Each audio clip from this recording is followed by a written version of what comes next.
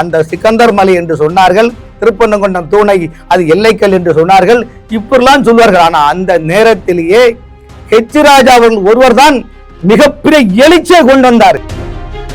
ஆட்சிக்கு வந்தவுடன் ஒவ்வொரு அமைச்சர்களும் என்ன பண்ணாங்கன்னா, அவர்கள் அண்ணன், தம்பி, மாமை, மச்சான், பினாமி அவர்கள் பதவி இருக்கக்கூடிய துறைகளில் ஓய்வு பெற்ற ஊழல் அதிகாரிலாம் கொண்டு வைத்து கூட்டு குர்பானியாக கொள்ளையடிக்கக்கூடிய ஒரு துறையாகத்தான் தமிழ்நாட்டினுடைய பல அமைச்சர்கள் தங்களுடைய லாகாவை பயன்படுத்திக் கொள்கின்றார்கள்.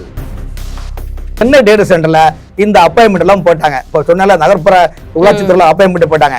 இந்த அப்பாயின்மெண்ட்ல பாத்தீங்கன்னா 90% இல்லீகல் அப்பாயின்மெண்ட். எங்கிட்ட டீட்டெயில்ஸ் எல்லாம் இருக்குது. இதுல பல அதிகாரிகள் பேர் எங்கிட்ட இருக்குது. நான் சொல்ல விரும்பல. டாஸ்மார்க்கை பொறுத்த வரைக்கும் கேட்டாலே கனிமொழி அம்மாருக்கு பிடிக்காது. ஏன்னா அவங்க தான் எதிர்கட்சியாக சொன்னாங்க, நாங்க திமுக ஆட்சியில வந்தோம்னா தமிழ்நாட்டுல ஒரு சொட்டு கூட மதுபானம் இருக்காது, நாங்க எல்லாமே கிளியரா ஒழிச்சிடுவோம்னு சொன்னாங்க. இல்ல அதுக்குதான் அண்ணாமலை சொல்லியிருந்தாரு, கனிமொழிக்கு மனநல பிரச்சனை இருக்கு அப்படின்னு சொல்லி. ரெகுலரா இருக்குது. அதுக்குள்ள போன நிறைய விஷயங்கள் இருக்குது. ஏன்னா அவங்க குடும்பத்துக்குள்ளே தமிழக காங்கிரஸ் தாவக்கல போகலாம்னு நிலைப்பட்டிருக்கும் போது கனிமொழி அம்மையார் என்ன சொல்றாங்க, நாங்க போன முறை கொடுத்த மாதிரி நீங்க வாங்கிடுங்க, எக்ஸ்ட்ரா 41+2 எல்லாம் கேட்காதீங்க, நீங்க சொல்றதை புரிஞ்சுக்கிடுங்க. எப்படி ஒரு தேசிய தலைவர் ராகுல் காந்திக்கு இந்த அம்மையார் புத்திமதி சொல்றாங்க, நாங்க சொன்ன கேளுங்க.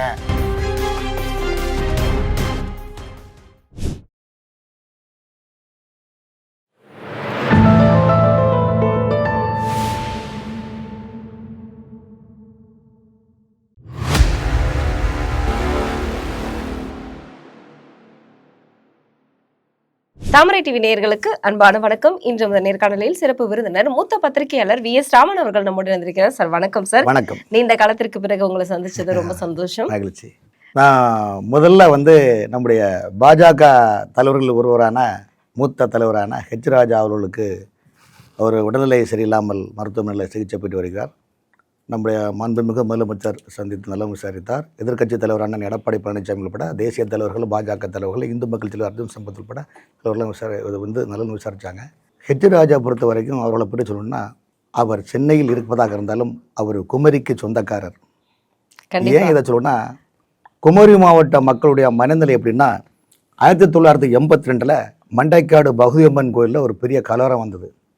அந்த கலவரத்தின் போது இந்துக்களுக்கு ஆதரவு இல்லாமல் வாழ்ந்த ஒரு காலகட்டத்தில் எம்ஜிஆர் முதலமைச்சர். அப்போ அந்த நேரத்தில் அப்போ காலம் சென்ற தானுலிங்க நாடார், இந்துவினுடைய நம்ம மூத்த தலைவர்கள் ஒருவரான ராமகோபால்ஜி காலம் சென்று விட்டார். காலம் சென்ற தானுலிங்க நாடார், காலம் சென்ற நம்முடைய ராமகோபால்ஜி, இப்போ இருக்கிற எம்எல்ஏ எம்ஆர் காந்தி அவர்கள், என்னுடைய தந்தையார் ஏஆர் வேலுப்பிள்ளை, ஜெனரேஷன் பத்திரிகை ஆசிரியர், என்னுடைய தந்தையார் ஏஆர் வேலுப்பிள்ளை எல்லாம் சேர்ந்து அந்த இந்து முன்னணி இயக்கத்தை ஆரம்பித்து அங்கே ஆரம்பித்தது தான் 1982 உங்களுக்கு 82 முதல் 84 இந்து மணி சார்பில் முதல் முறையாக பப்னாவரம் சட்டமன்றத்தில் சிங்கம் சின்னத்தில் போட்டிட்டு பாலச்சந்திரன் எம்எல்ஏ உருவானார். அதன் பிறகு தென்னகத்திலே முதல் முறையாக 1996 பாஜக சார்பில் ஸ்ரீ வேலாயுதன் ஒரு எம்எல்ஏ பிஜேபி சார்பில் கிடைச்சார். இது எதுக்கு சொல்கிறேன்னா, இன்னைக்கு ஹெச் ராஜா அவர்களை குமரி மாவட்ட மக்கள் ராமகோபால்ஜி தானுலிங்க நாடார் விட்டு சென்ற அந்த பாதையில் இந்துக்களின் பாதுகாப்பு அரணாக, ஒரு இந்துக்களின் காவலனாக ஹெச் ராஜா குமரி மாவட்ட இந்துக்களுக்கு உள்ளார். எல்லா மாவட்டத்துக்கும் உள்ளார். ஆனால் குமரி மாவட்டத்தை ஏன் சொல்கிறேன் என்றால், ஒரு காலகட்ட சமீப காலம் வரையிலும் கோபால்ஜியும் சரி, நம்முடைய தானுலிங்க நாடாரும் சரி, குமரி மாவட்ட மக்களுடைய எந்த நிகழ்ச்சியாக இருந்தாலும் உடனே ஓடி வருவார்கள். ஆனால் அவர்கள் இல்லாத ஒரு குறையை ஒரு வாழும் தானுலிங்க நாடாராகவும் வாழும் நம்முடைய தலைவர் ராமகோபால்ஜியாகவும் இந்த குமரி மாவட்ட மக்களுடைய இந்துக்களின் இதயத்தில் குடியிருந்த கோயிலாக இருக்கின்றார். அத்தகைய நிலைப்பாட்டில் மண்டைக்காடு பகவதி அம்மன் கோயில், அந்த அம்மனுடைய அருளாசி, பரிபூர்ண அருளாசி அவருக்கு உண்டு. ஆகவே அவர் விரைவில் நலமும் பலமும் பெற்று தமிழக இந்துக்களுக்கு மட்டுமல்ல குமரி மாவட்ட இந்துக்களுக்கும் அவர் உரையாற்றுவார் என்பதில் நான் தெளிவாக எடுத்துரைக்கிறேன். கண்டிப்பா சார். நீங்க ஹெச் ராஜா அவர்களை பத்தி பேசின உடனே எனக்கு மதுரை இந்த திருப்பரங்குன்ற விவகாரம் தான் எனக்கு முதல்ல ஞாபகம் வருது. அதுல பாத்தீங்க அப்படின்னா மன்னிப்பு கேட்டாங்க. இதுக்கு அண்ணாமலை அவர்கள் ஒரு விஷயம் சொல்லியிருந்தாங்க, கலெக்டர் ஆகட்டும், அதிகாரிகளாகட்டும், யாரு மன்னிப்பு கேட்டாலும் அது தமிழக முதல்வர் மன்னிப்பு கேட்டதாக தான் அர்த்தம் அப்படின்னு சொல்லியிருந்தாங்க. ஆனா அதுக்கு கனிமொழி மறுப்பு தெரிவிச்சிருந்தாங்க. இதை நீங்க எப்படி பாக்குறீங்க? கனிமொழி அவர்களோ அல்லது திராவிட முன்னேற்ற கழகமோ தென்னகத்தில் சிறுபான்மை மக்களுடைய ஓட்டுக்கள் மட்டும்தான் அவர்களுக்கு தேவை. ஆனால் சிறுபான்மை மக்களுடைய வாழ்க்கையில் மேம்படுத்த வேண்டும் அல்லது அந்த சமூகத்தை சேர்ந்த ஒரு அமைச்சர் பதவி கொடுத்து அழகு பார்க்க வேண்டும் எண்ணம் கடுகுல கூட குடிக்கிற தண்ணியில் கூட திமுக எண்ணம் கிடையாது. ஆனால் தேசிய அளவில் பாஜக சிறுபான்மை மக்களுக்கு பாதுகாப்பு உள்ளது என்பது நிலைப்பாடு. கனிமொழி அம்மையார் பேச காரணம் தென் மாவட்டங்களில் கனிமொழி அம்மையார் எப்படியாவது சிறுபான்மை மக்களுடைய வாக்குகளை பெற வேண்டும் என்ற ஒரே கொள்ளை ஆசையினால் தான் அப்படி சொல்லுகின்றார். ஆனால் மதுரை மாவட்டத்தை பொறுத்தவரையும் திருப்பரங்குன்றம் விவகாரத்தில் மாவட்ட கலெக்டர் பிரவீன்குமார் அவர்களும் அந்த மாவட்ட காவல்துறையினர்களும் திமுகவின் கைப்பாய்வாக இருந்தார்கள். காரணம் என்றால் இவர்கள் யாரும் அந்த தன்னிச்சையாக பதவி டிரான்ஸ்பர் வாங்கி கொண்டு மக்களுக்கு சேவை செய்ய வேண்டும் எண்ணம் 100% கிடையாது. காரணம் எனக்கு அனைத்தும் தெரியும். அந்த மதுரை மாவட்ட கலெக்டராக இருந்தவர் ராமநாதபுரத்தில் அடிஷனல் கலெக்டராக ஃபர்ஸ்ட் அப்பாயின்மெண்ட் வராரு. அதன் பிறகு மதுரை கார்பரேஷன் கமிஷனர் வராரு. அந்த கமிஷனர் வரும்போது கையூட்டுப்பட்ட விவகாரத்தில் அவரை அங்கிருந்து பனிஷ்மெண்ட்டுக்காக சென்னை மாநகராட்சியிலே மத்திய சென்னையிலே அவர் துணை ஆணையராக வராரு. அந்த வருகின்ற போதுதான் பல பிரச்சனை. ஏனென்றால் அன்னைக்கு இருந்த தலைமைச் செயலர் சிவதாஸ் மீனா இருந்தாரு. அவரு பனிஷ்மெண்ட்டுக்காக தான் பிரவீன்குமாரை போட்டாங்க. அதன் பிறகு இந்த பிரவீன்குமார் யாரை பிடித்து யார் மூலமாக எப்படி மதுரை மாவட்ட கலெக்டருக்காக வந்தார் என்று மூர்த்தி பிரியதா கீர்த்தி பிரியதா என்று நான் சொல்ல விரும்பவில்லை. ஆகவே இவர்கள் எல்லாம் பாதி அதிகாரிகள் திமுகவுக்கு அடிமையாகவும் திமுகவுக்கு ஜால்ரா போட்டால் நம்மளையும் பெருக்கிக் கொள்ளலாம், வளத்தை பெருக்கிக் கொள்ளலாம் என்ற மனநிலை உள்ளவர்கள். இவர்களுக்கெல்லாம் ஆன்மீக சிந்தனையோ சனாதன சிந்தனையோ தேசபக்தியோ தேவபக்தியோ இல்லாத ஒரு நிலைப்பாட்டால் தான் திமுகவினுடைய அசைன்மெண்டிற்கு அவர்கள் உள்பட்டார்கள். நாம் முருகப்பெருமானை தெய்வமாக பார்க்கின்றோம். முருகன் ஐயப்பன் என்ற தெய்வங்கள் நம் வீட்டில் ஒருவராக தான் பார்க்கின்றோம். ஆனால் திராவிட முன்னேற்ற கழகம் பொறுத்தவரையிலும் அவர்களுக்கு அது ஓட்டு வங்கிக்காக எதை வேண்டுமானாலும் செய்வார்கள். அந்த சிக்கந்தர் மலை என்று சொன்னார்கள், திருப்பரங்குன்றம் தூணை அது எல்லைக்கல் என்று சொன்னார்கள், இப்படிலாம் சொல்வார்கள். ஆனால் அந்த நேரத்திலேயே ராஜா அவர்கள் ஒருவர் தான் மிகப்பெரிய எழுச்சியை கொண்டு வந்தார். இந்துக்களுடைய மீட்பரும் இரட்சகரும் போதகருமாக தமிழகத்தினுடைய இந்துக்களுக்கு முருகன் நம்முடையவர், நமது வீட்டில் ஒரு குலத்தின் மூத்தவர், நம் குடும்பத்தில் மூத்த அண்ணன் தம்பி தந்தை என்று எப்படி வேண்டுமானாலும் வைத்துக் கொள்ளலாம். அதனால்தான் தமிழ்நாட்டில் பொறுத்தவரையும் முருகன் என்றால் அது ஆண்களும் பெண்களும் தன் இல்லத்தில் ஒருவராக இருப்பார். நீங்க எந்த கோயில பிறந்த அறுபடை வீட்டில் எந்த கோயில் சென்றாலும் தமிழ்நாட்டில் உள்ள மக்கள் மட்டும் உலக நாட்டில் வரக்கூடிய இந்துக்கள் எல்லாம் மிகப்பெரிய அவருடைய கோரிக்கையை முன்வைத்து தான் செல்கின்றார்கள். ஆகவேதான் இன்று 1000 தடைகள் வந்தாலும் தமிழ்நாட்டை பொறுத்தவரையும் மதுரை திருப்பரங்குன்றம் அது ராஜா அவர்கள் போட்ட விதை மட்டுமல்ல, அவரோடு இந்த கட்டமைப்புக்கு ராமரவிக்குமாரும் வந்தார் என்று உண்மையான ஒரு நிலைப்பாடு. ஆகவே ராஜாவை பொறுத்தவரையும் தமிழகத்தில் இந்துக்களின் மீட்பரும் இரட்சகரும் போதகருமாக உள்ளார். எங்கு என்ன நடந்தாலும் இந்துக்களுக்கு முதல் குரல் கூடிய அந்த மாமனிதன் உத்தமசீலன் வாழும் சத்ரபதி சிவாஜியாக தான் நாங்கள் ராஜாவை பார்க்கின்றோம். சரி, இன்னைக்கு நீங்க சொல்வது போல யாரை பிடிச்சு எப்படி வந்தாரு பிரவீன்குமார் அப்படிங்கறது தெரியலன்னு சொன்னீங்க. அதே போல இந்த குடிநீர் வழங்கல்ல மாநகராட்சியில ஏற்கனவே நிறைய விவகாரங்கள் KN நேரு அவர்கள் மேல இடி 3 முறை கடிதம் கொடுத்திருந்தது. அதுல இன்னைக்கு ஒரு செய்தி, அதாவது இடி முன்னாடியே சொல்லியிருக்காங்க, மாநகராட்சி தேர்வு முடிவுகள் வருவதற்கு முன்னாடியே யார் யாரு இந்த பணிக்கு அப்படின்னு சொல்லிட்டு அதுக்கு முன்னாடியே யார் யாரெல்லாம் வந்திருக்காங்க அப்படிங்கிற அந்த நேம் லிஸ்ட் வெளியாயிருச்சுன்னு சொல்லிட்டு இன்னைக்கு ஒரு செய்தியை வெளியாயிருந்தது. இடி கோர்ட்ல சமர்ப்பிச்சிருக்காங்க. தேர்வு ரிசல்ட் வரதுக்கு முன்னாடியே இவங்க எல்லாம் பாஸ் ஆயிட்டாங்களா அப்படிங்கிற மாதிரி. தமிழகத்தை பொறுத்தவரையிலும் 2021 அதாவது 10 ஆண்டு காலம் அதிமுக பொதுச்செயலாளர் ஜெயலலிதா அவர்கள் திமுகவை முகவரி இல்லாமல் ஆக்கினார். ஆனால் 2021 பொய்யான வாக்குறுதியை கொடுத்து திமுக ஆட்சிக்கு வந்தன.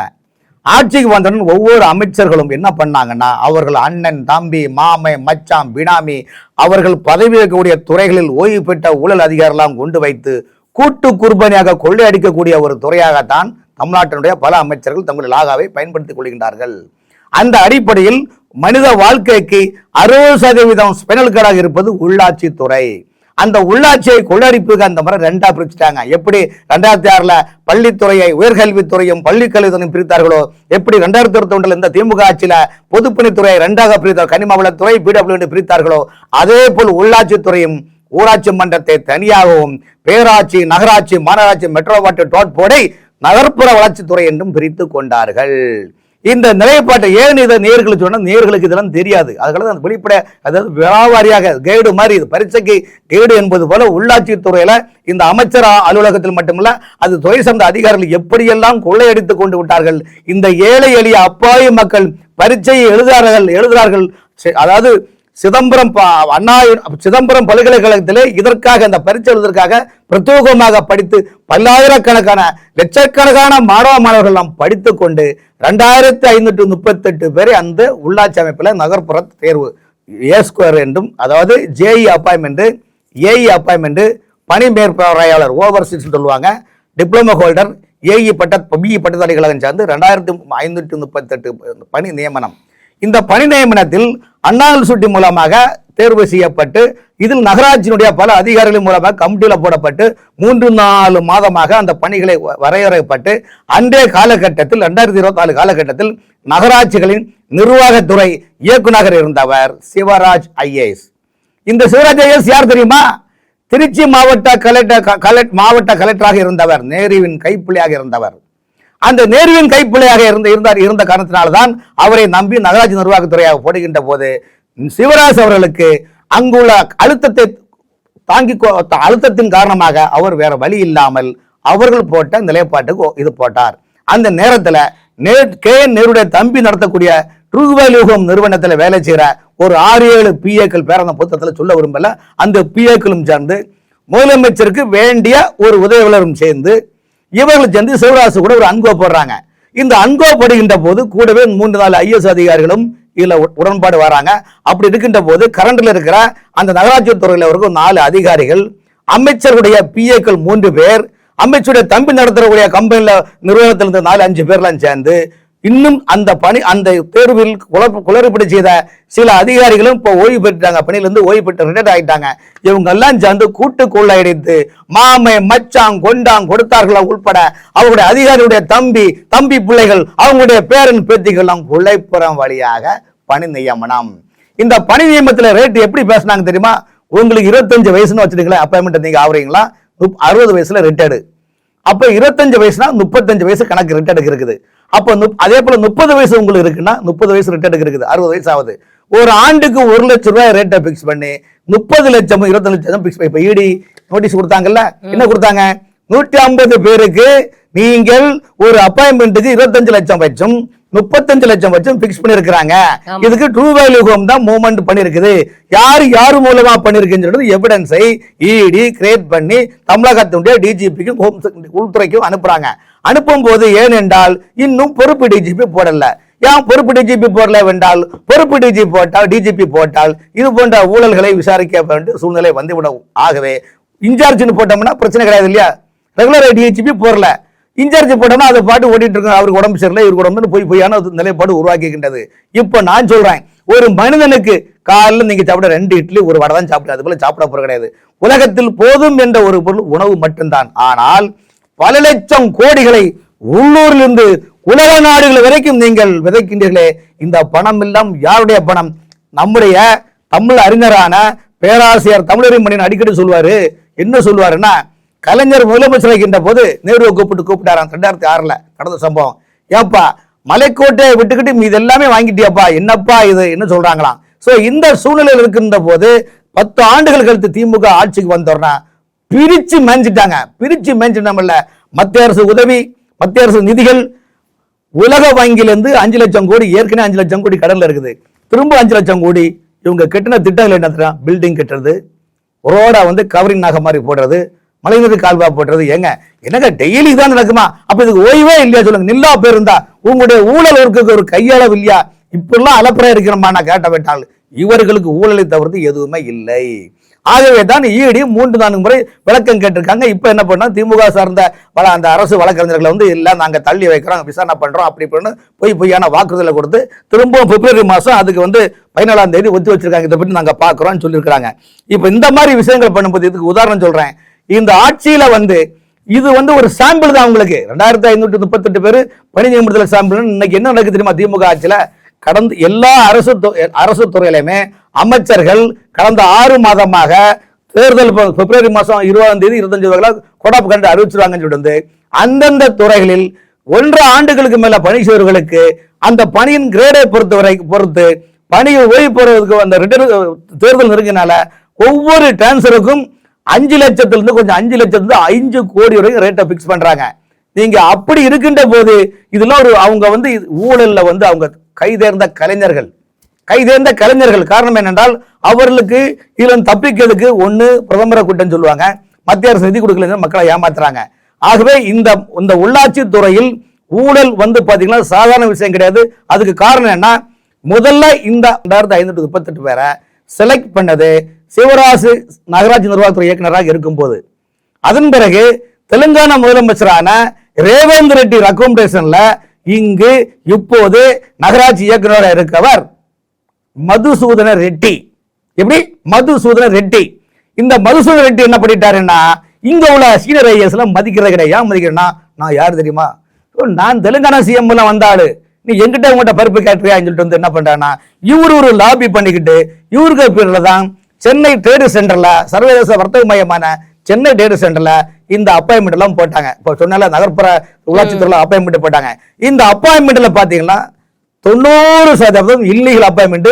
எங்கிட்ட டீட்டெயில்ஸ் எல்லாம் இருக்குது. இதுல பல அதிகாரிகள் பேர் எங்கிட்ட இருக்குது. நான் சொல்ல விரும்பல. காரணம் என்றால் இடி தேவை இருந்தால், லஞ்ச ஒழிப்பு தேவை இருந்தால் என்னையும் சேர்த்து விசாரிக்க வேண்டும் சொன்னால் நான் எல்லா தகவலும் இங்கு என்ன நடந்தது, அமைச்சர் பிஏக்கள் என்ன செய்கின்றார்கள், அமைச்சர் பிஏக்கள் இந்த பணத்தை எல்லாம் கொள்ளையடித்து எங்கெல்லாம் சொத்து வாங்கின்றார்கள், எங்கெல்லாம் பில்டிங் கன்ஸ்ட்ரக்ஷனா வருகின்றார்கள், இதெல்லாம் யாருக்கு பண்ணாங்க? ஒரு ஏழை மக்களுக்கு சோத்துக்கு வழி இல்லாம கஷ்டப்படுறாங்க. நீங்க இதெல்லாம் ஒரு துல்லியமா கூட இந்த தமிழ்நாட்டு மக்களை மதிக்காமல் முழுக்க கொள்ளையடித்துக் கொண்டு அதிகாரிகள் ஒருபுறம், அதிகாரியுடைய பிஏக்கள் ஒருபுறம், அதாவது அமைச்சர் பிஏக்கள் எப்படி பண்றாங்களோ அதே மாதிரி துறை சார்ந்த அதிகாரிகளும் பிஏக்களும் இந்த வேலை தான் பண்றாங்க. அப்ப எப்படி உருப்படும் சொல்லுங்க? இதுக்கு மத்திய நான் கடந்த ஒரு மாதத்துக்கு முன்பு டெல்லியில் சொல்லுகின்ற போது பாஜகவோட பல தமிழர் சந்தித்து பேச விஷயமே தமிழ்நாட்டில் ஊழல் களைகட்டி ஓடுகின்றது. காரணம் என்றால் ஒவ்வொரு துறையையும் அதிகாரிகளும் அமைச்சர்களும் பாதி பெரும் கூட்டு குர்பனை எடுத்து கொள்ளையடிக்கின்றார்கள். அதுக்கு உதாரணம் கைப்புண்ணுக்கு கண்ணாடி தேவையில்லை. அதே போலதான் இந்த நகர்ப்புறத்தில் 2538 பேர் இந்த தேர்வு செய்தில் என்ன பண்றாங்க, எக்ஸாமுக்கு முன்னாலே இங்க கொஸ்டின் பேப்பர் லீக் விட்டாங்க எப்படிங்கிறது. அதே போலதான் தேர்வு என்பது கண்துடைப்பு, உள்ள பணத்தை வாங்கிட்டு இவங்களுக்கு ஒரு பாஸ்வேர்டை வச்சு அப்பாயின்மெண்ட் பண்ணிட்டாங்க. இதே போலதான் நகராட்சி நிர்வாகத்துறை. இந்த நகராட்சி நிர்வாகத்துறையில இப்ப மதுசூதன ரெட்டி தலைமையில இருக்கக்கூடிய அந்த நிர்வாகத்தில் இருக்கிற பல்வேறு செக்ஷன், அதாவது சுகாதாரத்துறை, இன்ஜினியர் துறை, ஆணையர் துறை, வருவாய்த்துறை பராமரிக்கக்கூடிய அந்த K section, F section, S section, இந்த மாதிரி செக்ஷன் இருக்கு. அந்த செக்ஷன் உள்ள சாதாரண சூப்பரண்டு கூட அந்த ரகசியத்தை நாளைக்கு ஆர்டர் போடுறாங்களா, இன்னைக்கு அந்த ஆர்டர் காப்பியை சம்பந்தப்பட்ட ஆள்கிட்ட ஒப்படைச்சுக்கிட்டு அது மூலம் கரன்சி ஆக்கக்கூடிய துறைன்னா ஒரு அதிகாரி என்னங்க? ஒரு துறையில ஒரு சாதாரண ஒரு போலீஸ் ஸ்டேஷன்ல ஒரு இன்ஸ்பெக்டர் வந்துட்டாருன்னா அவர் என்ன பண்ணாரு தெரியுமா? ஒரு மாசம் வரைக்கும் அந்த எல்லைக்குள்ள இருக்கிற மக்களுடைய நிலைப்பாடுகள், ரவுடி யாரு, கேட்மாரி யாரு, 420 யாரு, ஸ்டேஜிங் யாரு, கிட்னாப் எல்லாம் லிஸ்ட் எடுத்தா அடுத்த ரவுண்ட்ஸுக்கான அந்த இதை அவங்க கண்ட்ரோல் பண்ணதுக்கான வேவு பார்ப்பாங்க. அவ்வளவு வேவு நம்ம எல்லைக்குள்ள, இந்த எல்லைக்குள்ள யார் யார் எப்படி எந்தெந்த கட்சிக்காரங்க. ஆனால் ஒரு துறை சார்ந்த பராமரிக்கக்கூடிய கடல் போன்ற நகராட்சி நிர்வாகத்தில் அமைச்சரும் மக்களை போயிட்டு கண்டிட கிடையாது. அதே போல அதிகாரி என்ன பண்றான், அவங்களுக்கு தேவையான அதிகாரி கூட வச்சா நீயும் நான் ஒண்ணு, வாக்களிச்ச மக்களை போல மண் என்ற நிலைப்பாடுகள். இந்த ஊழல் விடிய அரசு காரணம் என்றால் இவர்களுக்கு ஒரு குடும்பம் மட்டும் வாழ வேண்டும், நாம் அதுக்கு பொய் சொல்லி ஆட்சி அமைக்க வேண்டும். வாக்களித்த மக்கள் எப்படினாலும் போக்கட்ட வேண்டாம், மனநிலை போக்கு உள்ளவர்கள். அவர்களுக்கு சிவடன் காதில் சங்குகளோட தலைப்பாடு. இப்ப இன்னைக்கு இடி இந்த நீதிமன்றத்துல இப்படி ஒரு புகாரை வச்சிருக்காங்க. இப்போ இது அடுத்த நடவடிக்கை என்னவாக இருக்கும் சார்? ஏன்னா நேரு மேல இப்ப 3 முறை கடிதம் கொடுத்தும் இப்ப அது அடுத்தடுத்து எல்லாமே ஸ்லோவாயிடுச்சு. எந்த அமைச்சர்கள் மேலேயுமே பெருசா நடவடிக்கைகள் இல்லையே. நீங்க சொல்றது எனக்கே சங்கடமாக இருக்குது. காரணம்னா நான் பல தொலைக்காட்சியில் விவாதத்தில் போகும்போது இதுதான் கேட்குறாங்க, என்னங்க இடி ஏன் எல்லாம் பண்ணுறாங்க, ஏன் இவ்வளோ விரைந்து நடவடிக்கை எடுக்கவில்லை என்ற காரணம் என்னென்னா அதில் அரசியல் அழுத்தம் இருக்குதோ மைனஸ் இருக்குதோ ப்ளஸ் எனக்கு தெரியாது. ஆனால் காவல் இது மாநிலத்துக்கும் மத்தியக்கும் டிஃப்ரென்ஸ் என்னென்னா, இடி ஐடி என்பது இடி வருமானத்துறை அமலாக்கப்பிரியை அவங்களுக்கு ஒரு வரைமுறை இருக்குது. அந்த வரைமுறைக்கு படி தப்ப முடியாது, அவங்க தப்பே முடியாது, எந்த காரணம் தப்ப முடியாது, கொஞ்சம் லேட் ஆகும். அதனால இன்னைக்கு வரையும் ஏன் எல்லா மந்திரியும் பயந்துருக்கிறாங்க, அத்தனை மந்திரியுமே ஊழல் சிக்கிட்டான் இருக்கிறாங்க. அதனால காலம் கடந்தாலும் ஞானம் பிறந்த கதை போல் ஈடியுடைய பிடியிலிருந்து நிச்சயமாக KN நேருடைய சார்பான அவங்க அண்ணன் தம்பி எங்க 7 இடத்துல ஆபீஸ் போட்டுக்காருங்க. கேவலங்க. நினைச்சு பாருங்க, இது என்ன நகை கடை இதா இல்ல ஜவுளி கடையா? அங்க எங்கே பிரான்ச் போட்டு நடத்துறது? ஏன் இடத்துல, அதாவது டொமஸ்டிக் இன்டர்நேஷனல் விமான நிலையம் இருக்கு பார்த்தீங்களா, உள்நாட்டு விமான நிலையம், வெளிநாட்டு விமான நிலையம் பேர் வச்சிருக்காங்க டொமஸ்டிக் இன்டர்நேஷனல். அதே மாதிரி நகர்ப்புற துறையில சென்னையில 2 ஆபீஸ் இயங்குது, பெரம்பலூர்ல ஒரு ஆபீஸ் இயங்குது, திருச்சியில ஒரு ஆபீஸ் இயங்குது, ஈரோடுக்கும் கோயம்புத்தூருக்கும் திருப்பூருக்கும் சேர்த்து அவினாசில ஒரு ஆபீஸ் இயங்குது. அது ஒரு பேருக்கு தம்பி இருக்கிறாரு, நடத்துறாரு. அதே போல அவருடைய பெரியப்பாவுடைய மகனான ஒருவர் சேலத்துல வந்து ஆர்எஸ்கே என்டர்பிரைசஸ் நடத்துறாரு, சாலிட் வேஸ்ட் மேனேஜ்மெண்ட் கான்ட்ராக்டர். அதே போல திருநெல்வேலி நடத்துறாங்க. அப்போ அதுல என்னங்க வந்து நம்ம இந்த துறையில இருக்கிற மழைநீர் கால்வாய் திட்டம், அது மாதிரி பஸ் ரோட்டு தார் சாலை, பாதளச்சாக்கடை திட்டங்கள், அது மாதிரி குடிநீர் திட்டங்கள், இதெல்லாம் யாரு நடக்கிறாங்க, யாரா கேட்டுக்காங்க இல்ல, அத்தனையுமே போலி பில் போட்டு இவங்க சொந்தக்காரங்களை கான்ட்ராக்டா உருவாக்கி முழுக்க கொள்ளையடிக்கிறாங்க. இப்ப தேர்தல் நெருங்குகின்றது. தேர்தல் இருக்கும்போது பல ஆயிரம் கோடியா உள்ளாட்சி துறை அலாட்மெண்ட் பண்ணி இவங்களுடைய சொந்தக்காரங்களை வச்சு திருட்டு பில்ல போட்டு கொள்ளையடிக்கிறாங்க. இது யாரு கேட்கறது சொல்லுங்க? இன்னைக்கு டாஸ்மார்க் விவகாரம் வந்து எல்லாருக்குமே தெரியும். இதுல வந்து உயர்நீதிமன்றம் ஒரு கேள்வி எழுப்பியிருக்கு.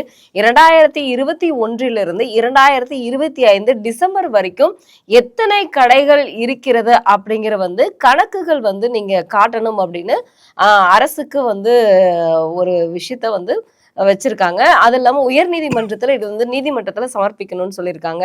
கண்டிப்பா அது அரசு செய்யுமா? டாஸ்மார்க்கை பொறுத்த வரைக்கும் கேட்டாலே கனிமொழி அம்மாருக்கு பிடிக்காது. ஏன்னா அவங்க தான் எதிர்கட்சியாக சொன்னாங்க, நாங்கள் திமுக ஆட்சியில் வந்தோடனே தமிழ்நாட்டில் ஒரு சொட்டு கூட மதுபானம் இருக்காது, நாங்கள் எல்லாமே கிளியராக ஒழிச்சிருவோம்னு சொன்னாங்க. இல்லை, அதுக்கு தான் அண்ணாமலை சொல்லியிருந்தாரு கனிமொழிக்கு மனநல பிரச்சனை இருக்குது அப்படின்னு சொல்லி. ரெகுலராக இருக்குது, அதுக்குள்ளே போனால் நிறைய விஷயங்கள் இருக்குது. ஏன்னா அவங்க குடும்பத்துக்குள்ளே ஏன்னா தமிழ்நாட்டை பொறுத்த 38 மாவட்டம், கிருஷ்ணகிரி மாவட்டம், தருமபுரி மாவட்டத்தை நீங்க எல்லாம் தமிழ்நாட்டில் இருக்குன்னு நினைக்கிறீங்க, ஆனா அது பெங்களூர்ல நிர்வாகம் நடக்குது. இதுக்கு மேல வெளிச்சம் போட முடியாது. அதனால இந்த ஒவ்வொரு அமைச்சர்களும் பாத்தீங்களா, அவங்களுக்கு மந்த்லி கப்பம் கட்டுறதுக்கே டைம் சரியா போகுது. இது அங்க போறதுக்கா, இங்க போறதுக்கா, இல்ல பெங்களூர்ல கொண்டு போறதுக்கா, இல்ல மதுரையில ஒரு பெரிய அண்ணன் இருக்காரு அங்க கொண்டு போறதுக்கான இது அவங்களுக்குள்ள பிரச்சனை. ஆனா இதுல ஏமாந்தது மக்கள், ஏமாறப்பட்டது மக்கள். எதிர்கட்சிகள் இன்னும் இதை பற்றி ஏன் தெரியலன்னா அவங்க இதுல வந்து பெருசா இதுல, அதாவது ஒரு இடத்துல வந்து போர் போடப்படதா, அதுல பாறை இருக்குதா, மண் இருக்குதா, தூள் இருக்குதான்னு அது போடதான் தண்ணி இருக்குதா, தண்ணியுடைய தன்மை என்னன்னு தெரியும். அதே போல எதிர்கட்சிகள் இப்ப நான் சொல்லக்கூடிய தகவல்லாம் பார்த்தீங்கன்னா யாருக்கும் அவ்வளோ பெருசா தெரியாது, அவ்வளோ மேட்டர் இருக்குது. அதனால மதுபான கடையை பொறுத்த வரைக்கும் இந்த அரசுக்கு லாபம் கொளிக்கக்கூடிய ஒரு துறை. அந்த துறையை இப்போ அவங்க வைக்கிற லாயர்லாம் பாருங்க, எல்லாம் 1 கோடி குறைஞ்சி பீஸ் கிடையாது தெரியுமா? 1 கோடி குறைஞ்சி அவங்க வச்சிருக்க லாயர் எல்லாமே காஸ்ட்லி லாயர்கள். எப்படி 5 ஸ்டார் 3 ஸ்டார் ஹோட்டல் இருக்குமோ அதே மாதிரி அவங்க வச்சிருக்க லாயர், திமுக சார்பில் வச்சிருக்க லாயர் எல்லாமே, டெல்லி சுப்ரீம் கோர்ட் வச்சிருக்க எல்லாமே காஸ்ட்லி லாய்கள். எப்படின்னா 1000 கோடி கொள்ளாடிக்கிறோம், 100 கோடி செலவு பண்ணுமே. உங்க வீட்டு பணமா என் வீட்டு பணம், மக்கள் பணம் தானுங்க, போட்டு யார் சாப்பிட்டா என்ன இன்னும் சொல்லிட்டு பண்றாங்க. அதனால இதுல வந்து நீங்க என்னதான் பணம், திமுக இதுல வந்து சர்க்காரியா கமிஷன்ல டாடா பைப்புன்னு சொல்லி ஏமாத்தினவங்க, கூவாத்தே தூராக நிதி ஒதுக்கி அப்புறம் கூவாத்துக்குள்ள முதல்ல கணக்கு எழுதினக்கூடியவங்களுக்கு இதெல்லாம் பெரிய கம்ப சூத்திரம் கிடையாது. ஆகவே இந்த டாஸ்மார்க்கை பொறுத்தவரையும் திமுக வந்து எதிர்கட்சிக்குள்ள வாய மூடுவதற்காகவும் நீதிமன்றத்தை ஏமாற்றுவதற்காக உள்ள நிலையப்பட்டிருக்கின்ற தவிர்த்து டாஸ்மார்க்கை விடவே மாட்டாங்க. அவங்க 1000 போய் சொல்லி இன்னைக்கு 12 மணிக்கு கடை திறக்கிறாங்க, நைட்ல 10 மணிக்கு 3 சொல்றாங்க, அது ஒயிட் கணக்கு. அன்னைக்கு வித்தவுட் என்ன ஓடுது, விடிய மதுபான கடைகள் ஓடுதா இல்லையா?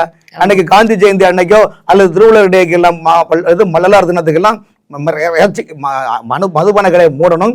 அது மட்டும் இல்ல இறைச்சி கடையை மூடணும்னு சொல்லுவாங்க. இன்னைக்கு எந்த இறைச்சி கடையை மூடி இருக்காங்க? இந்த ஆட்சியில இந்த அரசனுடைய கொள்கையான ரீதியான வள்ளலார் பிறந்த நினைவு, தைப்பூசம் மயிலால் பிறந்த நினைவு நாளுக்கோ அல்லது திருவள்ளுவர் தினத்துக்கோ மகாத்மா காந்தி ஜெயந்திக்கோ பொதுவாக அரசாங்க பாலிசை எல்லா கடையும் கறிக்கடை திறந்தார். அப்போ என்ன அர்த்தம்? உங்களுடைய நோக்கம் என்ன? மக்களை ஏமாத்தணும். மக்கள், தமிழ்நாட்டு மக்கள் போல போதையில புரண்டா என்ன, இல்ல குடிச்சிட்டு உருண்டு பிறந்தா என்ன, அதுல வந்து பாலியல் பிரச்சனை வந்தா என்ன, இல்ல குடும்பத்தோட இந்த தரமணியில அந்த குப்பை கிடங்குல வச்சு 3 பேரை கொண்டாங்க இல்லையா, அந்த மாதிரி இருந்தா அவங்க அது மந்திரி, சுகாதாரத்துறை மந்திரியே சொல்றாரு. அப்படியா? நிருபர் கேட்கறாங்க, என்னங்க அப்படியா என்ன கேட்கிறாருன்னா, அப்ப என்ன? ஆமா, அப்ப இவர் சென்னையில இருக்கிறாரா இல்ல அவர் போதே இல்லன்னு அவரே சொன்னாரு, அவரே போதையில இருக்காரு நிலைப்பட்டிருக்குன்னா யாரங்க ஏமாத்துறாங்க? இதெல்லாம் சோசியல் மீடியாவோ சமூக ஆர்வல கேட்டாங்கன்னா அவங்க வீட்டுல போய் மலத்தை கொண்டு வீசிட்டு போறாங்க. இதுதான் இன்னைக்கு நடக்குது.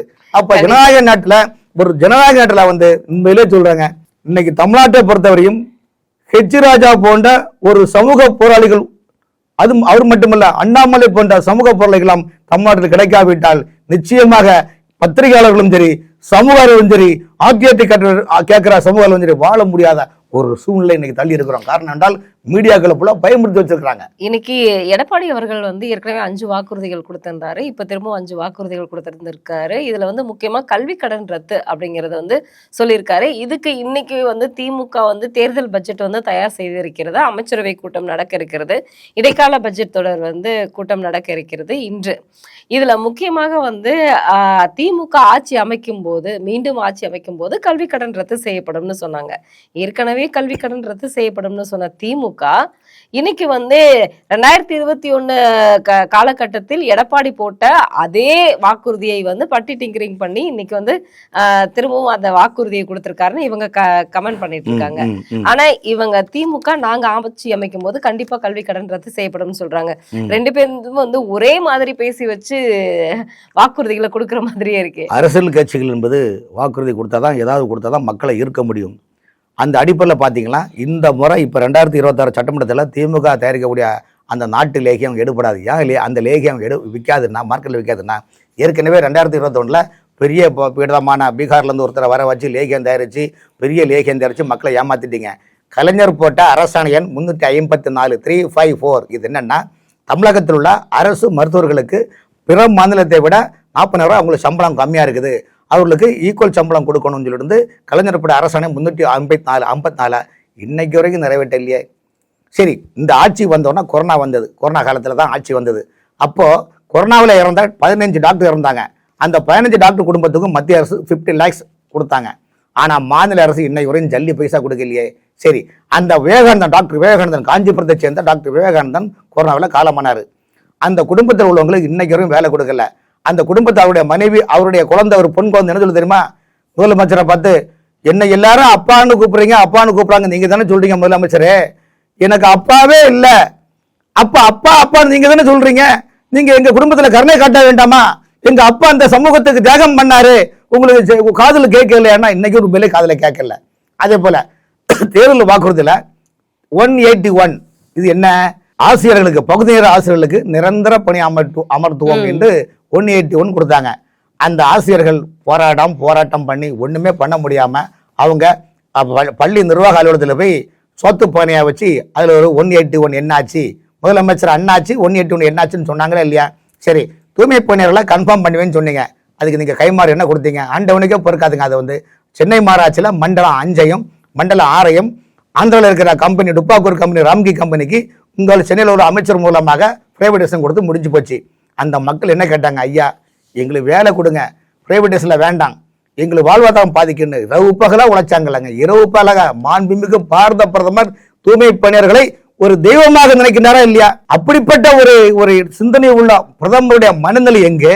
தமிழ்நாட்டில் திமுக ஆட்சியில வந்து மக்களை ஏமாற்றி ஏழை எளிய மக்களுக்கான கொடுத்த தேர்தல் வாக்குறுதியில ஒண்ணு கூட நிறைவேற்றாத அரசு இன்னுமா இந்த லேகியத்தை மக்கள் நம்புவாங்க?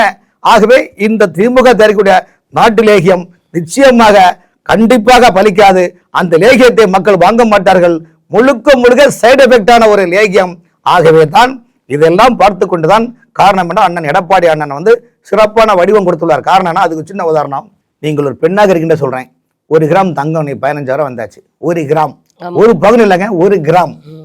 நம்முடைய இந்தியா கலாச்சாரத்தில் ஒரு பெண்ணை திருமணம் செய்து கொடுத்தாலோ அல்லது வீட்டில் ஒரு பெண் குழந்தை பிறந்தாலோ குறைந்தபட்சம் அந்த பெண்ணுடைய கழுத்திலோ காதிலோ மூக்கிலோ குறைந்தபட்சம் 2 கிராம், 1 கிராம், 2 கிராம், 3 கிராம், ஒரு பவுனுக்காவது 8 கிராமுக்காவது அந்த உடம்புல நகைப்பட்டதா இந்தியாவுடைய எந்த மதமாக இருந்தாலும் எந்த ஜாதியாக இருந்தாலும் இந்தியாவுடைய கலாச்சாரம் நகை என்பது ஒரு கலாச்சார பண்பாட்டோட அட்டாச் பண்றது. அது உடல் ரீதியானது மட்டுமல்ல, நம்முடைய பண்பாட்டுக்கு சொந்தமானது.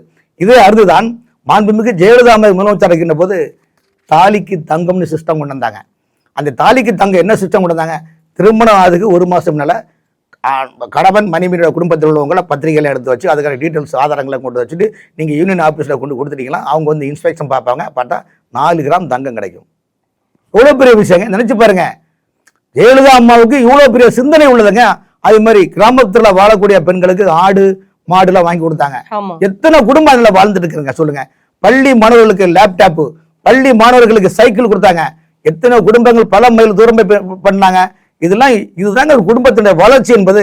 ஆனா திமுக அதெல்லாம் மறைச்சு சினிமா படம் எடுக்கிற மாதிரி 2 பேரை வச்சு உங்களை தேடி தான் என்னில் நீ உன்னில் நீ முதலமைச்சர் உங்கள் தொழில் முதல்வர் டூப்பாக்கு ஒரு வேலைலாம் போட்டு ஏமாத்தி முழுக்க முழுக்க முழுக்க முழுக்க கூட்டுக்கொள்ளுடைய நிலைப்பாடுதான் தவிர்த்து ஏழை எளிய மக்களை இவங்க பொருளாவே நினைக்கலங்க. இவங்களுக்கு மக்கள் மீது அக்கறை இல்லை. நீங்க ஒண்ணுல தமிழ்நாட்டுடைய நிலைப்பாடு நீங்க பாத்தீங்களா, கடந்த 5 ஆண்டுகளில் 38 மாவட்டத்தினுடைய பத்திரப்பதிவு அலுவலகத்தை நீங்க போய் பாருங்க. யார் பேர்ல எவ்வளவு பதிவு பண்ணிருக்காங்க கேட்டா கைப்புண்ணுக்கு கண்ணாடியே தேவையில்லைங்க. அது ஒரே ஒரு சின்ன உதாரணம் சொல்றேன். பஞ்சப்பூர் விமான நிலையம் புதுசா இருக்கக்கூடிய பரந்தூர், அது மாதிரி கிளம்பாக்கம் பஸ் ஸ்டாண்டு, ஓசூர், தருமபுரி, சென்னையில கோயம்பேடு லேண்ட்மார்க் எல்லாம் பாத்தீங்கன்னா அதுக்கு பின்னால யாரை வாங்கியிருக்கா தெரியுமா?